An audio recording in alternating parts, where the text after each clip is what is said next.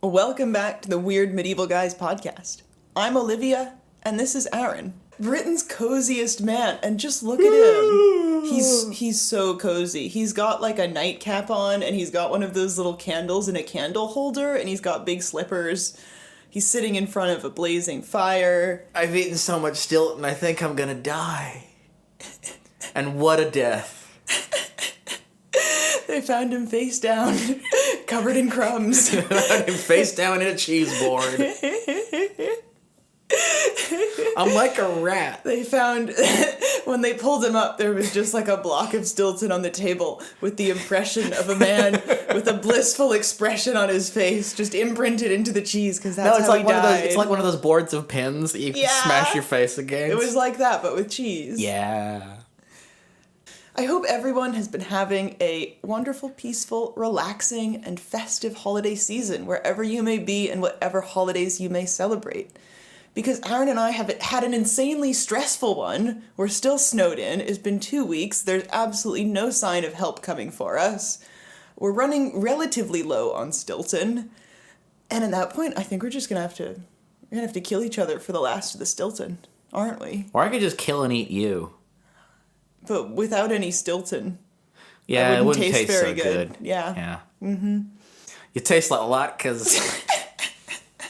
Ooh, latkes with Stilton. I would actually. Oh my god! I would actually fuck with that. I would eat that. Anyway. Since we're stuck here with nothing else to do, why don't we go and look at our mailbox? That's right. The postie has still been coming by somehow. He's got like skis. To give us content for the holiday period, we asked the members of the official Weird Medieval Guys Discord community, link below, to submit questions for us to answer. Questions about the podcast, questions about the Middle Ages, questions about nonsense, and we're going to answer as many of them as we could remember to screenshot.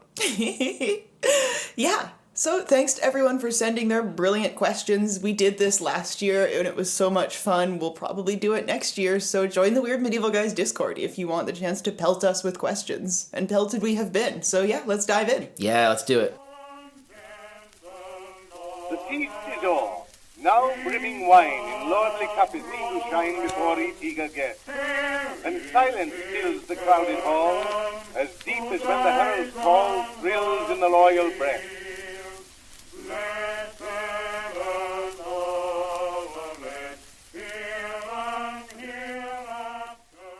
So, the first question we have is from Eric, which is, which period of no more than, say, half a century, where is the most fascinating to either of you, and why? Which period? I think for me, I've talked before about my love of the tumultuous 12th century. And I think the second half of the 12th century especially, you get the most fascinating concoction of people. Like, a lot of big brains are active in that time period, and a lot of big leaders. You got like Richard, it's just like, imagine living in a world where you've got Saladin, Richard the Lionheart, Hildegard von Bingen, absolute classic. I think you miss out on Eloise and Abelard, unfortunately. Barely, they're a bit earlier, but you're living in the aftermath of that torrent. You can read about it. Of that love affair. You've got a lot of big characters kicking about, so I think that's mine. What about you? Well, I had to think about this quite a lot, because we've spent a lot of time on the show in the mid to late 15th century. We've done 2 big series about things that are happening in that period of time. One about Joan of Arc, one about the fall of Constantinople. And so that would be a solid answer, but I don't think it's the honest answer. For me, I think one of the reasons why we gravitate towards that period is because the sources are just much better. One of the things about the Middle Ages is that over the course of the period, time, from a historian's point of view, time slows down because the source record gets richer and richer and richer as you go. Whereas in the 6th, 7th century, for vast swathes of Europe, you've got sweet F all, unless you're an archaeologist, and who would want to do that? But I think for me, the honest answer is the mid-7th century, so the period of the early Arab invasions and the first wave of Islamic conquest. And the reason for that is because I think in the show, I think when we were kind of thinking about what our remit is, I think we generally think about 500 to 1500 as roughly where we operate. But I think that the rise of Islam and the Muslim kind of conquests of the Eastern Mediterranean really are the thing that kickstarts the Middle Ages for me. Because if you think about like the start of the 6th century, yes, okay, in Western Europe, barbarian kingdoms are doing lots of interesting and odd things, but the world of the early 7th century is in many ways still recognizable to somebody from the late antique period. You still have the eternal sort of Cold War between Persia and Rome. Rome, yes, has lost its western half, but that's by no means obvious that that's going to be permanent at this point. And so it's just it's the same two superpowers slugging away at each other. And of course, Rome, as ruled from Constantinople at this point, is still the definitive superpower of the Eastern Mediterranean and by far the richest kingdom in the Christian world, and is also at this point not challenged by anybody else for the title of Roman Empire. But what changes with the rise of Islam is, first of all, they absolutely cripple the Roman Empire. Like, there was never any prospect after losing Egypt and Syria and all the parts of Rome that were actually rich, that the Byzantines would ever retake the western half of the empire. And then Persia just disappears for ages as an independent player and reemerges as a fundamentally changed society once something recognizable as Persia emerges from the Umayyad Caliphate. So, anyway, my point being, that's a period of huge cultural change because you have, Muslims aren't big on mass conversion at this point, but you still have an entirely new system of belief, system of thinking, taking over a huge swathe of Europe and Asia that had just not existed before. It was completely new, and it also completely changed the geopolitics as well. And all the tensions that will unwind themselves in the Middle Ages, so the conflict over the Holy Land, the question of who are the real Romans and the real inheritors to Rome, those are the questions that are fought over for the subsequent 700 years that we think of as the Middle Ages. And the remarkable thing about that whole process is that it takes place in the space of about 20 years. Right on. Yeah, no, yeah, you made me feel a bit lame about my answer. Mine was quite vague. I think I didn't really know what to say for this question because I became interested in medieval history through artwork specifically. And I think the nature of artwork in the Middle Ages was such that it didn't really change particularly quickly or in a unified way. And so a lot of artistic movements that I find interesting, like the rise of manuscript illumination, you're really working with very few sources. Most of the sources haven't survived, and there are just such a wealth of different styles that it's really the individual, I think, texts and actual pieces and actual manuscripts that I find really, really interesting. So I could probably rattle on about my favorite medieval manuscripts because there's so many of those. But the 12th and 13th centuries also saw a massive rise in manuscript illumination, so I would also add that to my answer. But yeah. Respectable. There is his good who dies on the field.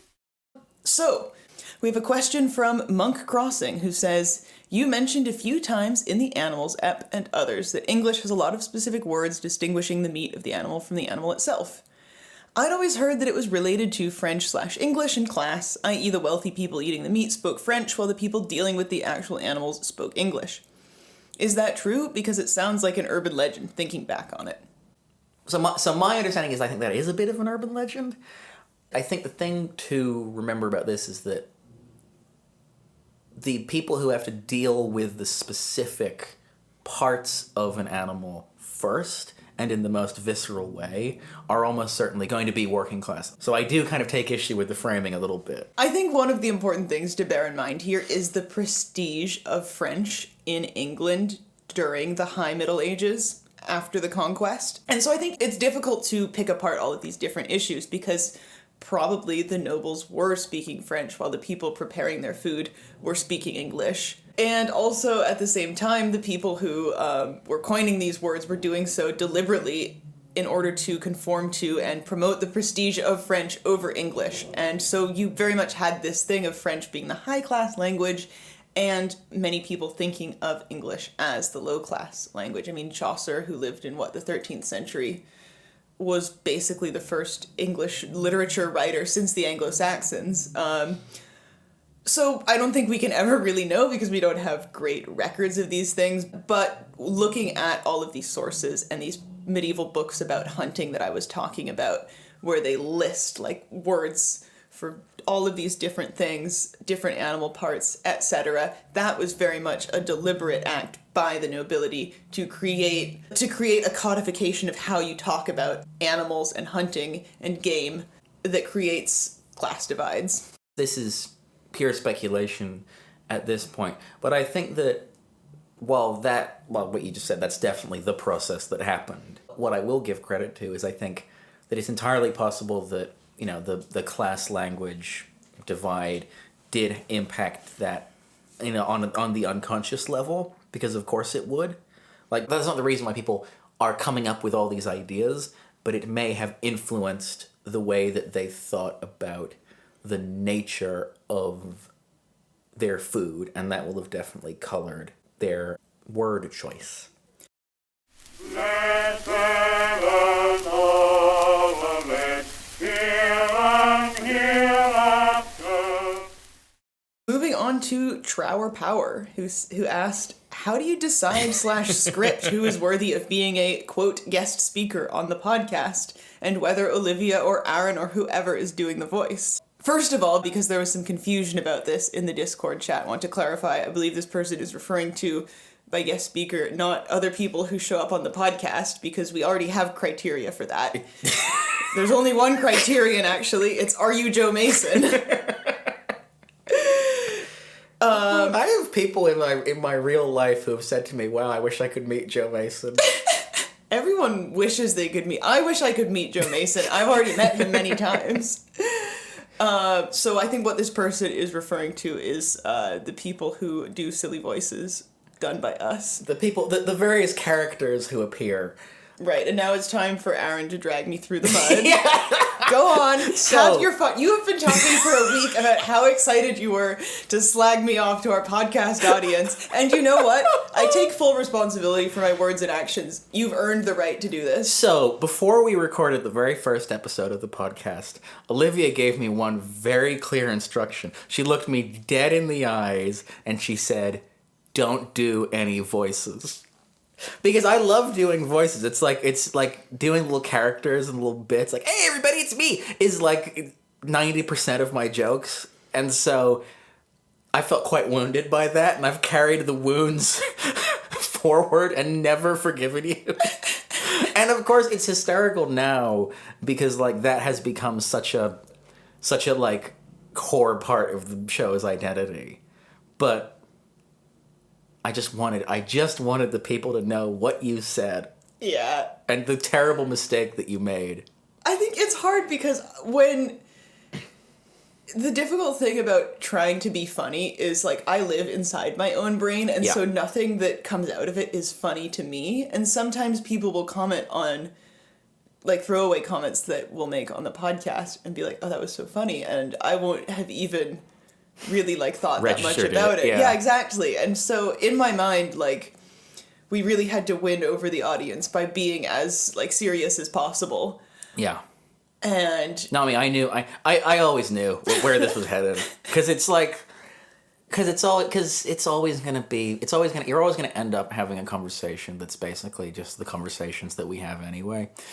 And then I think it was the 5th episode that we did. I believe it was the 5th one. It was Weird Medieval Guy Fieri. Weird Medieval Guy Fieri. Would a medieval peasant really be killed by a Dorito? When Aaron just came out the gate doing this incredible Guy Fieri, weird medieval Guy Fieri impression, doing, taking us on his, taverns, alehouses, and inns. Taverns, alehouses, and inns! Something like that. And that was, I think, we had both agreed that episode was when our, vision for what the podcast would be kind of took shape. Well, it was more unconscious than that. I think we just got to the end of the episode like, oh, that's what the show is. Yeah. Like, we know what the format is now, and if you listen to it now, like, the first 4 episodes are very much us trying to find our feet, and since then, we kind of know what an episode of this is going to be like. Yeah. So to return to the question. I don't think there is any rhyme or reason There's to no it process. whatsoever. We are operating purely on instinct. Sometimes when Aaron does, an accent that sounds a little bit too convoluted, I'll be like, wait, I genuinely don't know if, people will understand the words that you're saying. There was one French one that I did for the pets one that you're just like, no. Yeah, and then you did it again, but slightly dialed back, and it was perfect. Yeah, it was very French. I think in general, we have kind of, or at least you very much have a cast of characters who you can draw upon. I don't know if people have noticed this, that 70% of the characters you do are either Matt Berry, Brian Butterfield, Joe Mason. A lot of them are just Joe Mason. To the extent that when we had Joe Mason on, did someone not ask you if it was you doing a voice? People specifically said, I remember the guys at first I thought Joe Mason was just Aaron doing a voice. No, I mean, to be fair, I think I do have range, but I think I default back to the same stock characters because they have completely infested my life. One of the things that I have just as a character trait is that I just absorb these kind of these intonations and these phrases and these things Welt, I've been on an elegant walk through the town, science and mathematical calculations, that are just that I have ripped completely from somebody else who's way more talented than I am. And so they become my kind of stock stuff, and then I have to try to push myself to be what if Geoffrey Chaucer sounded like Ray Batty in Blade Runner? So there's no rhyme or reason, but I think we can talk a little bit about specific ones. So Modest Milkmaid, who I think is my favorite one we've ever done. I think she's such a instantly recognizable character. She's so recognizable that I went home and accidentally found out she was a real person that we had just dreamed up. Yeah. Talk about parallel thought. Well, yeah, you went on YouTube and found someone with that exact persona whose name was such and such. Gwen the Milkmaid, and on her YouTube video, she had a thumbnail that was her in a milkmaid's dress with her prodigious milkers. You can say it. I was gonna say prodigious bosoms on full display, and the title was From OnlyFans to God. And I was like, that's the specific joke that we made. No, exactly. I mean, Gwen the Milkmaid came very naturally to me, but in general, I think Aaron does most of the voices because he is naturally better at them. I can do 3 voices. I can do Gwen the Milkmaid. I can do your grandma. I can do my New York grandma who now lives in Florida and wants you to visit her before she dies. Because that was just my grandmother. Big Time Olivia, that was a fun one. Yeah, I can do Big Time Olivia, but a lot of them, I don't know if you remember, I really struggled with doing an English football commentator when we did the sports episode, to the extent that I had to watch several videos of Keir Starmer. I think my favorite one I ever did was James Dog, from the football episode. This is, for those who don't remember, the guy who was all right, King James, let's go throw chicken nuggets at Lawrence Shanklin's head. Because that's just a guy that has been omnipresent in my life. Yeah. Or, oh god, I mean, Deb Goodwitch. That was just that is a person that I know. I know 17 Deb Goodwitches, and they're all amazing. Living in death, the man who's gone to yield. Question from Dagonet, who says, what do bestiaries say about turtles? What stereotypes did medievals have about them? So I love this question because last year we had a question that was what was going on with medieval horses. And I really like the questions that are just like, what do medieval people think about this animal? So if there's any other animals you want to know about, like, ask us next year. I will tell you. We probably should do an episode about horses at one point, because they're so important. But yeah, I don't think turtles were culturally important in the Middle Ages to a great extent. That's a shame. I mean, I think the thing about bestiaries to remember is that they were mostly made in England and France, especially northern France, which are two areas. I mean, England has no turtles, unfortunately. Wrong, I've seen them. Well, then they... In the zoo. Okay, that's great. Good job. You really got one over my head there. England had no turtles in the Middle Ages, except in ye olde Hanwell Zoo. Next to the medieval capybaras. Next to the medieval ye old capybaras. And so you get turtles in bestiaries somewhat regularly, but they don't say that much about them except, like, these guys exist and they're weird. As is typical with medieval bestiaries, the categorization is all over the place. They're usually referred to as being a type of serpent, but there was one 13th century writer who referred to them as a type of snail, which I guess makes sense. They're sort of... They got a shell, they move around. I can see it. Yeah. And there actually wasn't a word for turtles or tortoises in English during the Old English period. And so in Old English, you often get Latin sources, and they'll add little liner notes that translate the Latin word for tortoise. In Middle English, it often is just snail. In Old English, they'll often translate it as housed snail was one example. Or also just like shield or shield-covered one. And there's some medieval sources that mention that tortoises are venomous, and there are others that mention that a ship carrying the right foot of a tortoise will move more slowly. But there's also sources that say that and then say, but I don't think that's true personally, so clearly they didn't fall for that. Actually, the word turtle, as distinct from tortoise, it didn't exist in the Middle Ages, and actually it doesn't exist in most languages now.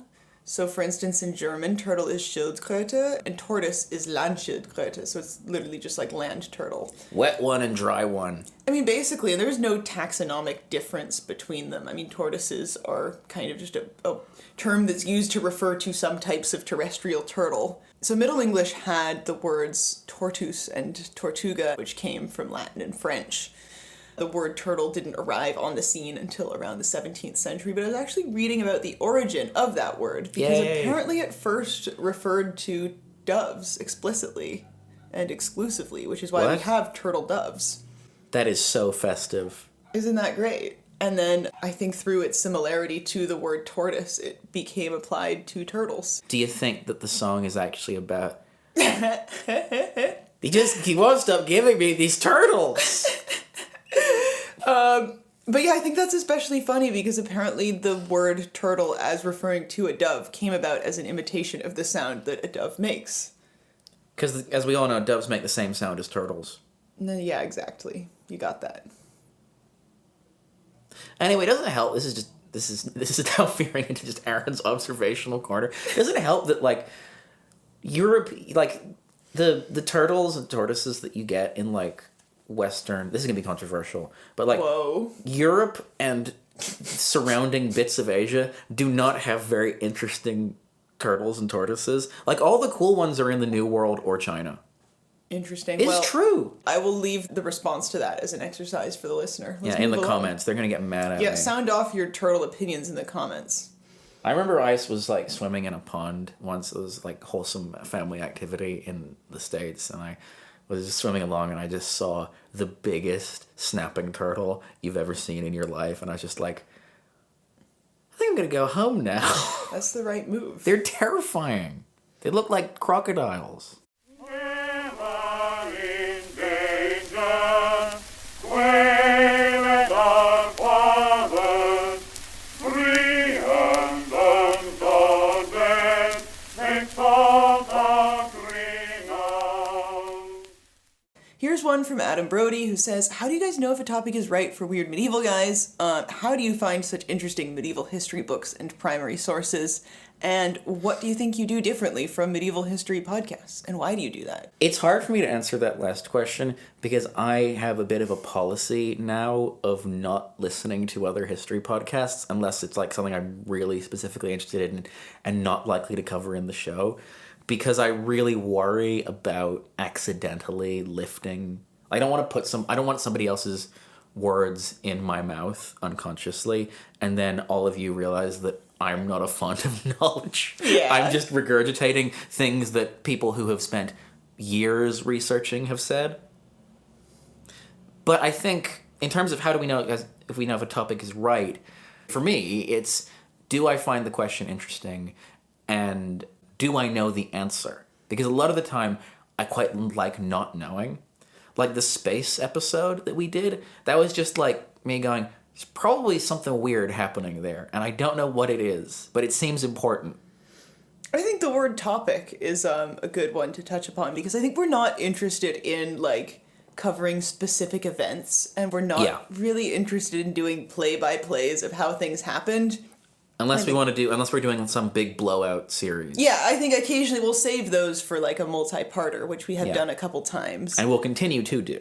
Yeah, but I think we're not interested in specific events and people for single individual episodes. I think it is, like, topics and subjects that we're interested in, and I think maybe that's because that allows us to drill down a little bit deeper into, like, the social and cultural analysis. And I think that's something that maybe I would say we do a little bit differently to other history podcasts. Because there are a lot of things that are really interesting if you just recount them as they happened, but it feels like that market is already sort of cornered. Yeah. And so I think that was what made this idea of kind of getting into the social analysis really interesting to us. Mm-hmm. Yeah, I think, and I've talked about this with Joe as well. I think when I was dreaming up what this podcast could look like and what our kind of value add could be, I kind of felt like, and this is going to lead us nicely into the point about sources. I remember when I was studying history at university, this sense that, like, the stuff that I was studying was not the kind of history that got taught in popular history. It's not the stuff that got focused on. It is stuff like, what did the wool trade in medieval Florence mean for industrial relations? And of course, that's an incredibly interesting topic if you get into the weeds and sort of think about, social relationships and what the economy of Florence meant for art and cultural development. But it's like it's those kinds of social and political and economic questions that don't get as much play. So yeah, that's a long-winded way of saying what I think we do differently is I think we try and take the framing and focuses of more academic history and try and make that palatable to somebody who isn't necessarily in those weeds and in that community. And that means that we read a lot of, like, very arcane research and very specific and niche stuff. And that is how I find my sources, basically. Like, I will be, like, reading, something published 30 years ago about, I don't know, the role of the weather in The Green Knight, because that's relevant to some point that I want to make, and I'll find some brilliant passage. And then I'll be able to go and, find that text in full, because a lot of stuff is digitized now. It's very easy to get, like, things like Project Gutenberg are wonderful. And so you can use those kinds of very arcane research to sort of as a springboard to find interesting and weird and unusual texts that you wouldn't find otherwise. And that's how I get my primary sources. I also just think finding primary sources it's important, and not enough people do it. And when you read things on the internet, especially about the Middle Ages, you have to question everything, and you have to actually, I think, work out where you're getting your information from, because you do see a lot of really bold claims, and you do see this process happen on the internet where a scholar will at some point speculate, it might have been possible for this to have happened, or one person believes that this is the case, and that just all of the nuance gets stripped away, and you just see people repeating, this definitely happened. Yeah. When I want to hurt myself, you know what I do? I go on to YouTube Shorts, and I let it serve me, like, these AI-generated, like, they all, these AI generated like 15-second videos, like, here's what medieval people did at Christmas. They dressed up as pigs and then they rolled around and stabbed each other. Yeah. And it's like there's never any sources. It's all like, and it's all the same narration voice as well. It's this, they use the same voice as they did for those Wes Anderson videos that were popular a while ago. And it's all said with this totally authoritative voice of like, this is what medieval people did. And sources, no, there aren't any.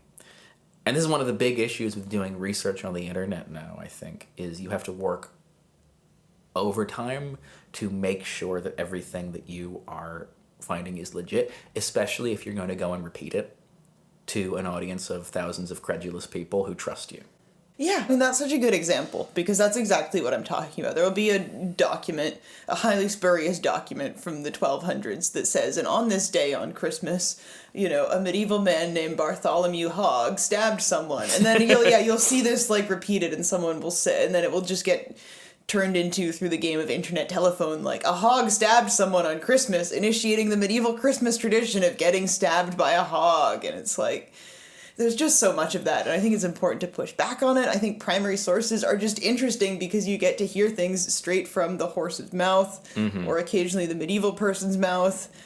And I think it's just your obligation to do that if you're going to be sharing history with people. I mean, people who actually work with primary sources on a professional basis, medieval primary sources, would tell you that you actually need to go into the archives and hold these sources in your hands and examine them physically in order to sort of pursue your research to the fullest extent. Now, obviously, that's not something that Aaron and I have the resources or the training or the time to do, but I think just getting as close as possible to the primary source is good. Well, it's and this is now full-on historian inside baseball, but one of the main problems with studying the Middle Ages when you're not a professional medievalist is that basically all of the sources are in translation, which it's because everything is either a language that I don't speak, or it's in a version of English that is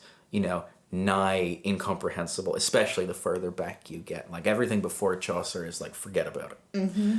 And Chaucer is not the easiest things in the world. And so with that, again, you are relying on the person who translated it to translate it accurately and to translate it in a way that maintains the spirit of the thing and isn't just super clunky. Like, for example, the episode that we did about Welsh bards, like that was something that I thought about a lot. Yeah. Because all of this is in Middle Welsh. Yeah. Which is, I don't speak Kel Surprise. So it's tough, man. But I think to and finish on a positive note, thought about sources. I think when you get to the sources directly, that is where some of the most interesting stuff is, because that's where a real person sort of shines through.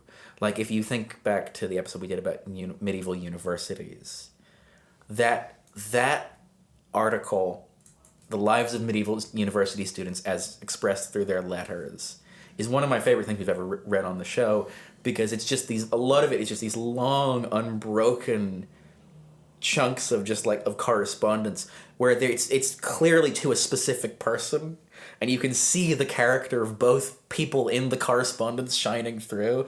Like the dad being like, I have it on good authority that you haven't done any work. You just sit around strumming a guitar. Like we did that episode like over a year ago, and I still think about that. No, definitely. Because it's human. You see the human angle. Yeah, completely. Because that was what got me into Weird Medieval Guys, as in the artwork in the first place, was that you have these little drawings, which some of them were the results of people being commissioned to plan and carefully execute these drawings. Some of them are just little scribbles. But I think all of them are a more spontaneous... They are the results of more spontaneous action than things that were made for public display. I mean, they're pieces of art that were made to sit in a closed book most of the time, and then be looked at by the one person who's reading the book. It just gives you a different angle, and I think that's really what I've tried to preserve in the podcast as well. Yeah. I think something else we do think about is how we can best use the sources to say the most interesting thing. like, coming out of this point about spontaneity, I think the single best source we've ever had on the show is the trial of Joan of Arc and the transcripts from that trial, because there's nothing that rich. There's nothing else like that. And there's nothing that preserves the words of somebody that directly, let alone a working class person. And we really tried, when we were making that series, to use that text to elevate the episode and to bring you into that room as much as possible. We were walking a very delicate tightrope of not turning it into melodrama, but we wanted to make it as alive as possible. And yeah, it's just those kinds of questions of what do you do with sources are something that we think about constantly, basically. Yeah, I think that harkens back quite well to the voices question, because that was one of the times when we were like, there's no way we're doing a silly voice for this. There's a lot of times when obviously doing a silly voice would completely ruin what we're going for. And that was one of them. Yeah, because this is a show that we try and make funny. I'm not going to be like a scold here, but I think there's stuff that doesn't work well to be mined for humor. And I think that the kangaroo trial and public execution of a teenage girl is one of those things. Let us then through ourselves worthy of Roland. From Ad Crannog, where did medieval people think birds went during the winter? Space. Nope.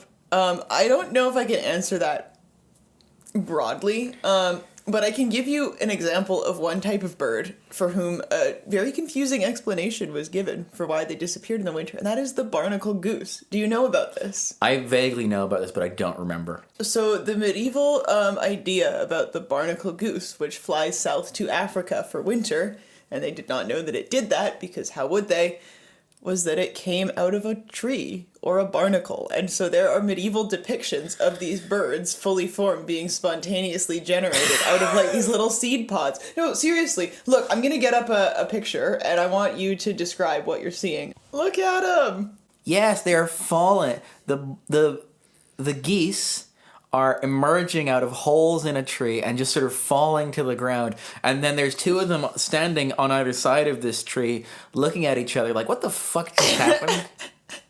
They're so good. There's multiple illustrations of this. Here's another one. This feels like completely unnecessary lore as well, because like they knew about Africa. This is not a question of like, well, they can't possibly be flying to another continent that doesn't exist. They could have just watched. It doesn't feel like a massive... I mean, they're born from tree pods feels like more of a logical leap to me than they go somewhere else. But Yeah. what do I know? Again, somewhere else that we know about. The guy who drew that probably knew a guy who knew a guy who'd been there. I mean, a lot of medieval explanations of how certain things are created just have to do with the fact that they couldn't observe these things. So there are a lot of records and bestiaries saying things like worms are spontaneously generated from soil.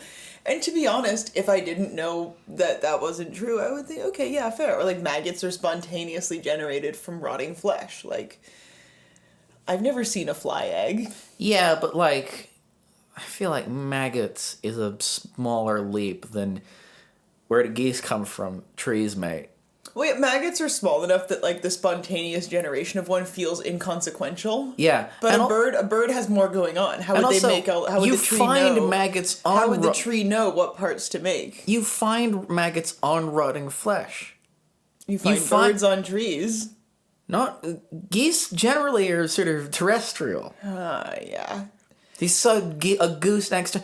We try not I to don't know lean if in. I've ever seen a goose in a tree. No, they got those webbed feet. They're not really. They're not optimized They're for not that. passerine, yeah. No, like they. Fuck yeah, you dismantled my We really try and like give medieval people the benefit of the doubt. Yeah, we do. And like try Not and this rationalize time. like this is just like something that's stupid. Yeah. But I think this there's a broader point to be made here, which I think that like a lot of the myths about the Middle Ages have to do with can you believe they believed this stupid thing? Yeah. Brackets they didn't. And a lot of the things a lot of the myths about stupid things that medieval people believed are sort of, you know, things that if you believed it, you would die. Like they are very costly things to believe, and you would if you did believe them, things would not go well for you. So a society built on those principles would never survive. What happens to barnacle geese 4 months of the year is not a high stakes question that you need to resolve. So you can have some fun with it. On gentle Lawrence, we strike for a throne.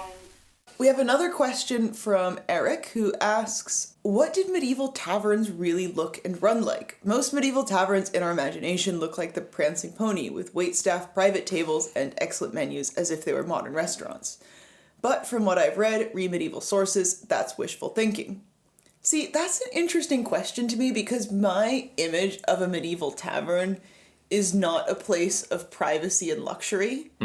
It's kind of a rough and tumble rowdy place where cheap booze is being swilled by the scariest people possible. Well, that's what the Prancing Pony is, to be fair. Yeah. I don't think that this is a bucolic image. I think the point is, the question here is, does a medieval tavern work like a restaurant? Like a restaurant, absolutely not. Yeah. No. Medieval, but I think to me, like, the stereotypes about what these venues would be like are broadly true. I mean, It would probably be smokier. Waitstaff, no. Like, barmaid who has her cleavage out and brings you your food and drinks, absolutely not. God damn it. I know. Oh. But, like, as far as places with just, like, the scariest people possible go, probably. I mean, there are plenty of medieval drawings and depictions of taverns, and even more post-medieval ones, and they basically look the way that you would expect. There's a counter, you can go up to the counter to get your booze or your food. They probably have, like, one thing. They probably cook a big pot of something once a day. And it's like, this is what you're getting. Or they make some perpetual stew. Yes. It's just like Tootsie Rolls. They're just adding the old stuff to the new stuff. I mean, we talked about it before. I think, God, all the way back in the Doritos episode, but I think one of the things that sources about medieval taverns comment on is the lack of options and variety. Yeah, and maybe it's like, again, with the fucking pepper in the stew. Yeah, so maybe you could get, like, either a hot meal that was whatever they had that day, or a cold meal that was maybe some bread and cheese. Maybe some salted meat if you wanted to, like, really splurge. Yeah, and you'd be going up... Not fresh meat, God, no. Yeah. But apart from that, you'd have definitely a big open space, not much privacy. There's no booths, there's definitely no carpet, there's definitely straw on the floor.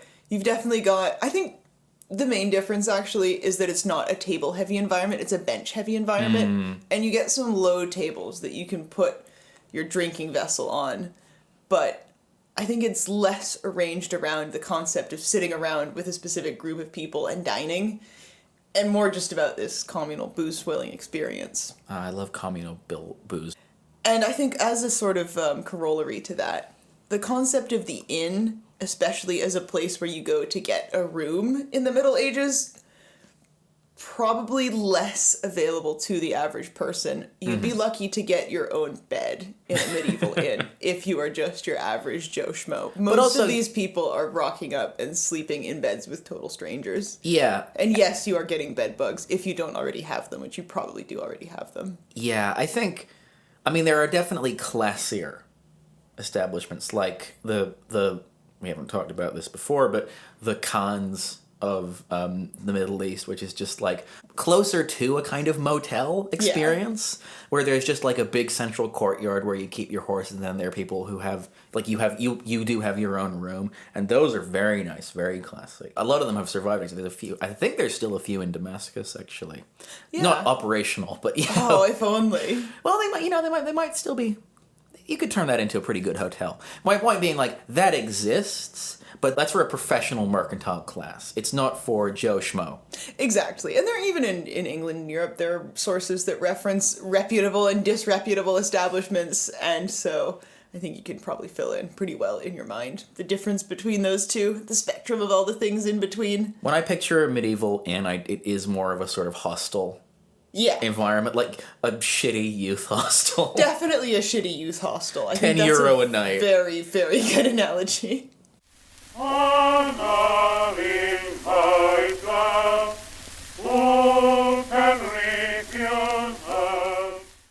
So, here's a question from St. Matthias. I'd love to hear your opinion on whether there is a recent surge in medievalism in popular culture, be that video games, TV, or music. To me, it feels like there is. And if so, what makes us as a society so receptive to it at this moment in time? I think in popular culture specifically, rather than historiography, I think the Middle Ages are more often than not a way to comment on contemporary culture. I mean, all history really kind of is on some level. But I think for some reason, especially with the Middle Ages, whatever we think about the Middle Ages of our day is always implicitly wrapped up as commentary in our contemporary times. Like, I think, and that starts as early as the Renaissance, right? Their idea that there's this awkward middle bit in history that we'd rather not talk about, where we didn't do cool Roman stuff, but now we're back, and now we're building big piazzas again.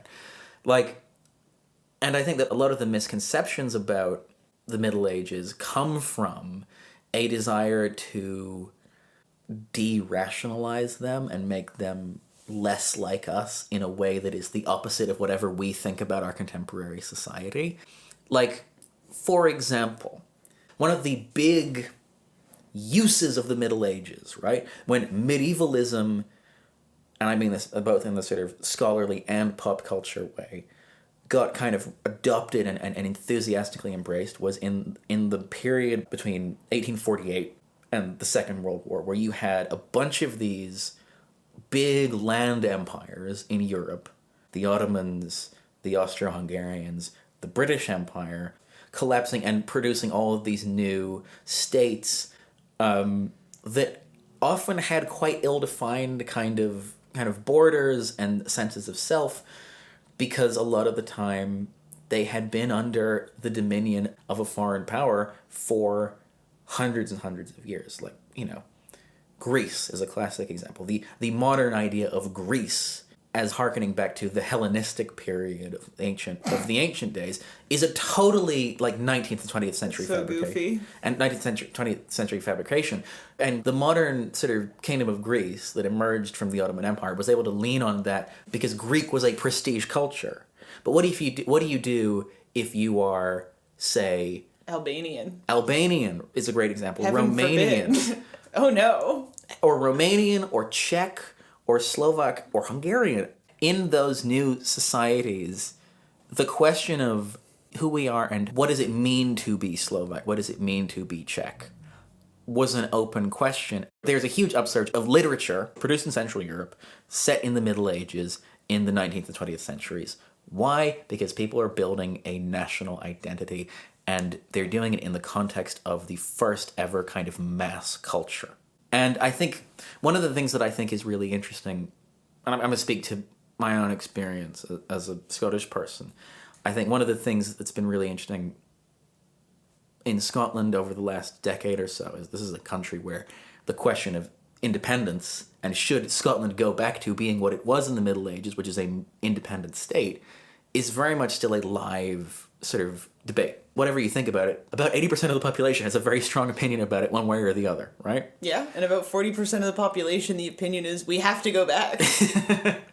But that's the fascinating thing, is that for so long, Scottish independence was this political idea that was really associated with this quite conservative idea of Scotland. And now in the 21st century, the debate has moved on quite a lot, and now all of a sudden you have this idea that actually now it's not defined by the past. It's not defined by, the idea of we need to be independent because of Bannockburn is now cringe. Yeah. In a way that it wouldn't have been 50 years ago. And you can see this, by the way, visually in the symbols that people use when campaigning for independence, right?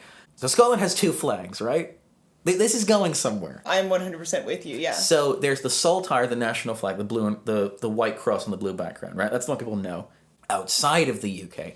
But there's a second flag, which is the flag, the royal standard of Scotland. The football flag. Well, that's the thing, is it used to be the football flag. If you look at photos, so the royal standard is a red lion rampant on a yellow background. And that's the closest thing that medieval Scotland had to a flag, because they didn't have flags as we would understand them in the Middle Ages.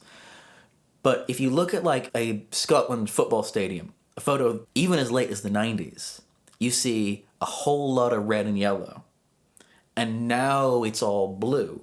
And that symbol hasn't gone away, obviously, but it's been supplanted as the kind of the national symbol. As the political arguments about independence have moved from this kind of romantic, medievalist image of the country, where everybody is, a strapping warrior with a big axe and a kilt, to this image of Scottishness that's more rooted in the society as it exists today. So my point is that the Middle Ages is politically useful and can kind of be whatever you want it to be. And it is a very potent symbol of whatever the opposite of what you want it to be is. Yeah, I think it's just this primordial time period, and it's this time period before widespread printing and literacy where we know little enough about it that it can be very amorphous and take on whatever shape we want it to in our minds.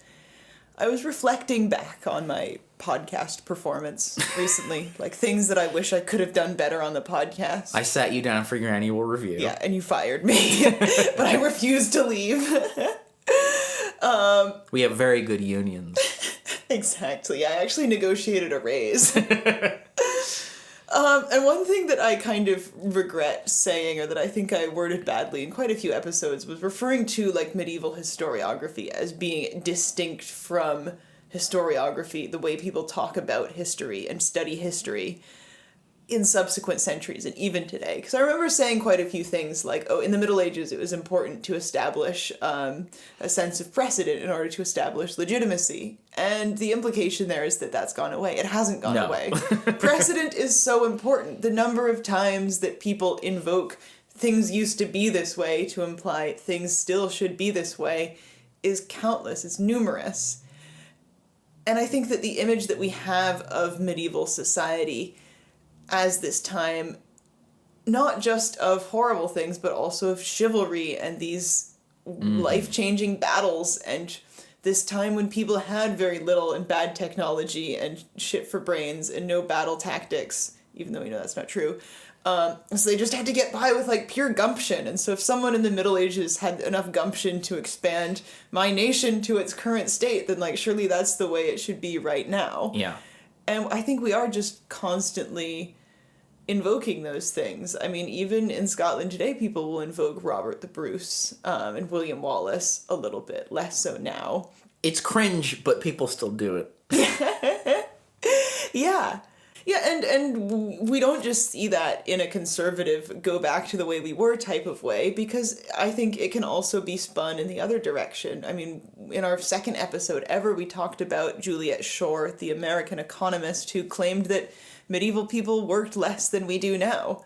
And the implication in that incorrect claim was that if that was how it was in the Middle Ages, why isn't it still like that now? Why can't we return? And she doesn't even say that. She just says people in the Middle Ages worked less. And you see that everywhere. People in the Middle Ages worked less. And it's never said explicitly, so we should work less. But the implication is always there. I feel like it's almost like the implication is like, if people's lives could be like this when the world was complete garbage, then like you should be able to live like this too. Yeah. If the medieval peasant, which is like the implication of medieval peasant is always scum of the earth. Yeah, no, exactly. Another thing that I think has added to the complication is I think that in Europe, we've been talking about a lot of European examples. In Europe, there is a sort of sense of connection to specific things, and things have to be, the idea of the Middle Ages is linked to specific events in each country. Like in Scotland, it's Bannockburn, or Stirling Bridge. In England, it's something like maybe Agincourt or Hastings, But one of the things I find really interesting, and one of the things that is especially interesting for me making this podcast, is that there's obviously a huge interest in the Middle Ages in America and the Americas more broadly. And I think that the image of the Middle Ages that Americans are engaging with is this even more sort of ersatz that, like, in terms of the myth making Yes. and the, like, everything that we're saying about European ideas about Middle Ages is like 1,000 times more so in America. Like, Americans' ideas about the Middle Ages, I'm going to say some very unkind things about our people now. We are American. We can say whatever we want. Americans are fat and eat burger. Yeah, I saw one eat a burger and then throw a football at an eagle once. Oh, you're from Montana. It's like that over there. Where I'm from, it's mostly queer polycules. Yeah. So, and lesbians pushing prams. I'm just imagining bald eagles doing all these things. So, in America, there's like 3 versions of the Middle Ages, right? There's the, oh gosh, what drudgery, isn't it wonderful that we have the Constitution and freedom and Thomas Jefferson, right? Because we had our wonderful Enlightenment. And that is kind of true. There's some truth to that. Then there's the second one is like the Deus Vult, like ultra-conservative Rev Turn guys who basically think that the Middle Ages is Warhammer 40,000 and treat it to that extent. It's like they all think they're crusaders, essentially. And then the last one is just like, actually the Middle Ages was woke, which, you know, like, I think we've talked a lot in the show about the ways in which the Middle Ages is a very conservative time, but it's not conservative in the way that modern conservatism is conservative. Yes. And so that really throws people's brains off a lot when they're thinking about the Middle Ages. And so you get these utterly inane back and forth conversations about, like, the Vikings, for example. The Vikings are all 3 of those archetypes in one. Their god is gay, but they're also brutally, like, virulently homophobic.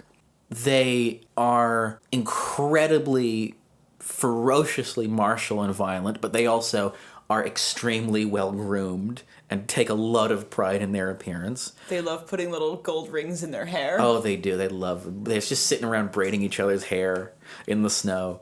And, like, yes, they kind of invented democracy, but also they were vicious slavers who built one of the largest slave trading networks in pre-modern history. And the life of a Viking slave was utterly fucking horrible. So all those 3 kind of categories are kind of true, but also deeply misleading. Another thing that I've often said medieval people do, that we very much still do now, is this kind of historically motivated rewriting of history. When medieval people said Julius Caesar was a Christian and loved God and got married in a church, for instance. And that's very much something that we still do now. And it is something that we rail against a little bit. We did an episode, one of our first, about medieval myth busting, but it's also one way that my opinion about that sort of thing has developed over the course of making this podcast, is just realizing that people do this to be transformative and to apply new lenses to the modern worlds. And in some ways, even though misinformation is bad, who loved misinformation? Medieval people. Mm-hmm. So in some ways, being really misinformed about a subject is keeping the spirit of the Middle Ages alive in a much better way than actually knowing the truth is, whatever the truth may be. Or if it even exists, because it probably doesn't. I'm a big believer in strategic anachronism. Exactly. And of course you do have to be careful with this type of thing. And I don't think that, like, the Middle Ages was woke or left-wing. Or progressive, because those are modern words. But I have had a lot of interesting conversations with queer and with trans people in general who have said that they have an interest in the Middle Ages as this very different, very kind of almost unfamiliar time period, and that people feel some sense of kinship with a lot of medieval art and culture. I mean, I don't know if this is going to sound bad. There was an image I posted, and this was a really, like, I don't know, formative moment when I was doing Weird Medieval Guys in the very beginning. I posted an image of this mermaid that was from a 15th century manuscript, and it's this masculine-looking face with, like, big jaws and horns, naked, obviously, massive boobs, like, tight waist. Cinched. Oh yeah, cinched like a wasp. And, like, fishy legs, fishy lower half. So clearly, like, a monster that was made by an artist to present this combination of masculine and feminine traits in a way that would engender what was perceived as, not someone that's not right, something monstrous. And people absolutely loved this image, and a lot of people who were not gender nonconforming or trans or queer shared it and added comments that showed that they were expressing a sense of kinship with it. And I think the medieval fixation on the strange and on turning the world upside down can be really interesting to explore and to relate to for people who feel like they may, at some point in their lives, have been regarded as strange by other people. And so I think it gives people a place to fit in, and it's something that I find really interesting, that despite the image of medieval historians that some people have as being these really sort of fusty, musty, crusty people, who are mostly like older men. No, they're mostly frazzled women in their late 30s. Yeah, if you think that's true about medievalists, go to the Leeds Medievalist Conference and you will meet like a diverse group of people, racially, gender-wise, sexuality-wise. It is one of the most diverse and open and welcoming groups of people. And I think it is because we're all weird little guys. Yeah. And I also think that, like, to hammer home the point a little bit more, I think that I'm pretty relaxed about people taking these bits of cultural ephemera and kind of finding a sense of kinship with it that is not the author's intent. Like, I think one of the myths we try to bust in the Joan of Arc episodes is this idea that Joan of Arc is, because of the way that she presented and dressed, that she was therefore queer in some way. And there's no evidence of that whatsoever. But I think that a lot of people have, over the years, found a huge amount of empowerment and a sense of kinship with the idea of this this female presenting person who was very much, faced difficulties because of the fact that she presented in this explicitly male way, and did, for the reasons that she did that were her own, challenged the gender norms of her day. I don't think there's anything wrong with saying, she's literally me. Yeah. Figuratively No, speaking. As long as you kind of have it in the back of your head that, like, you're engaging with an almost kind of literary version of this character. Yeah. If you walk around 2 miles or so west of my house, you will end up in Walthamstow. And if you walk along Forest Road, you'll find yourself at the beautiful William Morris Gallery in William Morris's childhood home. Do check it out if you live in the area. It is free to visit and absolutely fantastic. And if you go inside, you will see these gorgeous woven tapestries, hand-woven tapestries from the workshop of the Victorian craftsman William Morris that show these scenes from Arthurian legends. You'll find hand-printed books that he made with these big Gothic sort of capital letters and things like that are all done in medieval styles, relating medieval tales, all sorts of medieval artwork. And I think it's generally agreed upon by art historians that this was part of a Victorian revival of interest in the Middle Ages that was definitely in part motivated by the fact that the world felt like it was speeding up. It was industrializing. They were inventing like a new machine every day to feed little baby orphans into, to crush them into bones.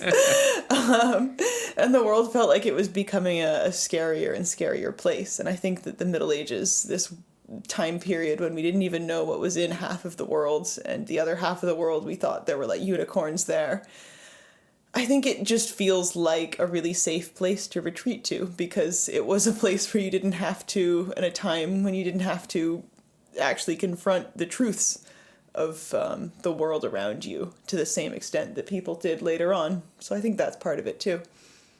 No Norman warrior would shun jeopardy.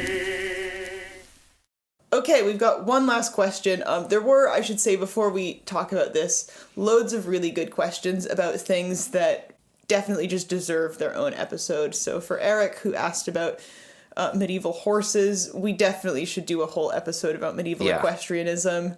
Paleo Rob asked about fossils and their interpretation, also just deserves more attention than we can give it in this short episode. And there were also a few questions about medieval sex, medieval periods, sexual health, and hygiene. And those very much deserve their own episode as well. Although check out Kate Lister's Betwixt the Sheets podcast, which is a whole podcast about the history of sex and sexual health. Is very good in the interim. But we're just going to cover one last question, which I did do a little bit of research about, and it was very fun to read about, from Compensation King. Any drinking games / general drinking culture from the medieval period. So I did a little bit of reading about medieval drinking games for this. There aren't loads of them that are documented, but I think we can assume that medieval people were playing drinking games because there are plenty of examples from before and after the Middle Ages. So in ancient Greece, they played a game called Kottabos. This basically involved throwing like the dregs of wine in your drinking vessel at a target that was in the center of the room. In an ancient Greek dining configuration, you'd all be sitting in a circle. So presumably part of the fun from this game is that you would be throwing the wine at the people across the room from you if you missed, which I can only assume was often because remember, these are the dregs. You've already had a bit. And this was apparently fiercely competitive. There were prizes. People would dedicate their Kottabos performances to their lovers. Their examples Shout out my baddie! No, that was exactly it. You would say, "This one's for my babe," and throw your cup of wine across the room. I think that is ridiculously romantic. It is. I'd swoon. Yeah. And in Rome, apparently this goes back to ancient Rome, but it was definitely played in early modern Rome and probably also in medieval Rome, was a game called Passatella. Now, if anyone has a really good explanation for what this was, please send it to me.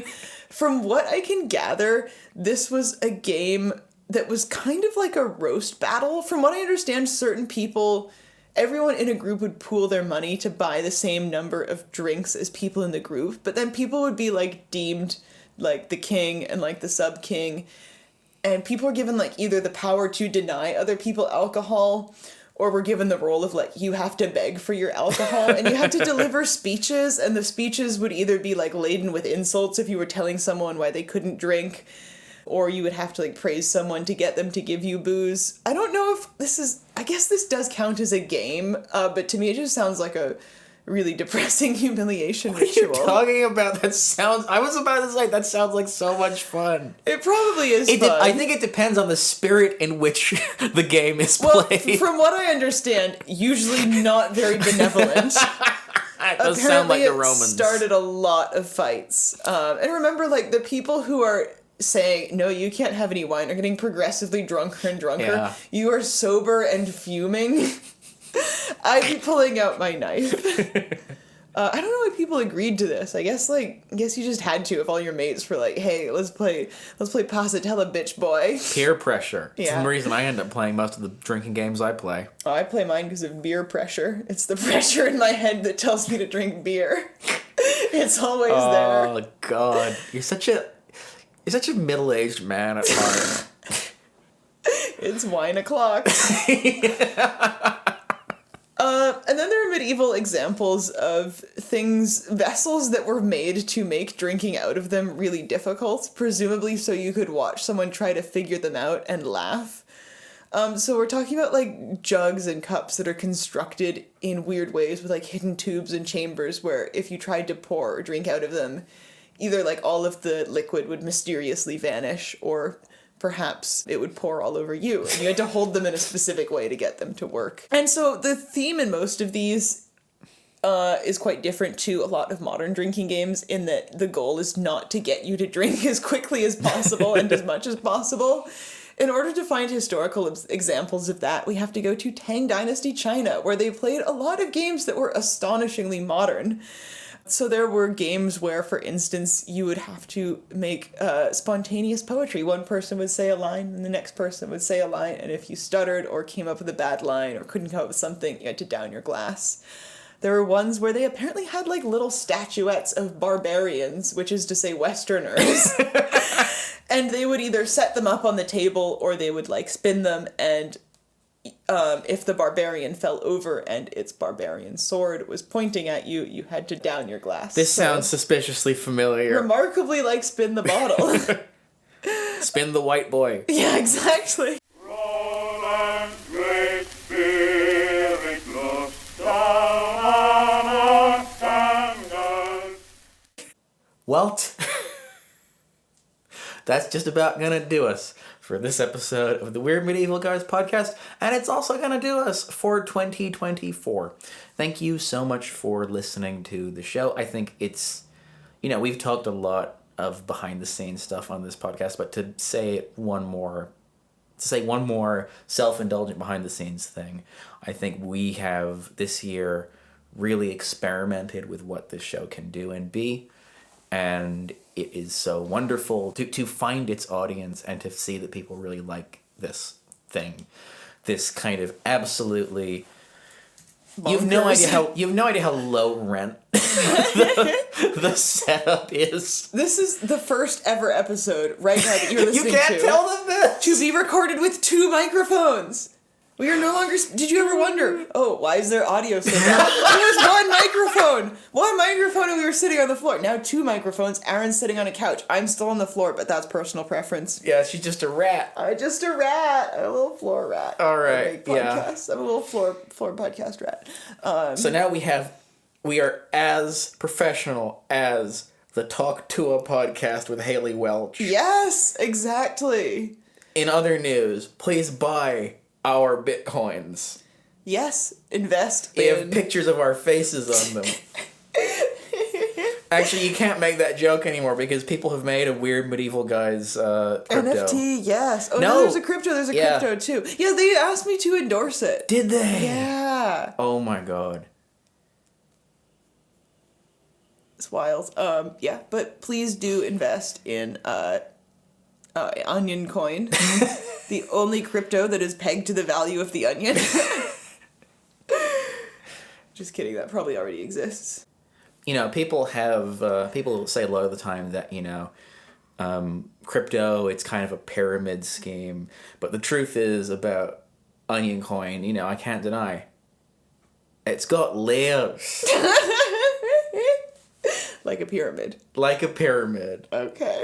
And Shrek. Yeah, but to return to what Aaron was saying originally, it has just been such a positive experience making this. I mean, whenever we're not recording, we are constantly talking about how happy we are with the wonderful community that's grown around this podcast, how just, I don't know, I think this is a corny word to use, but genuinely how blessed we feel to be able to make this and have such a nice response. And we put a lot of effort, a lot of love into it. Probably more effort than we need to. Actually, no, definitely more effort than we need to. And it just really makes us happy that people listen to it and engage with it. I mean, we read every single comment that we get, and every single comment and bit of feedback that we get is unbelievably meaningful to us. Every single download and play and stream and whatever other thing. Just thank you guys so much. We are so excited to keep this going. Yeah, we got big plans next year. Am I going to tell you about them? No. If you liked this podcast and you want to support it, then you can leave us a 5-star review on your podcast platform of choice, and you can also leave a Spotify comment. I really liked Grapefruit Street, who said, "I'm still mentally processing the caked up frog." That's from the Witches episodes. This person's been processing the caked up frog for like about 2 months. Yeah, 2 months. It's time to move on, please. I haven't actually, no, I mean, it is time to move on. Joe Mason has recovered. He's back to his human form. If he can recover, then so can you. Yeah, and if you don't like this podcast and you don't want to listen to any more of it, then you can show up at our house with a gun. That's it. All right, on that note, Happy New Year! Take it easy.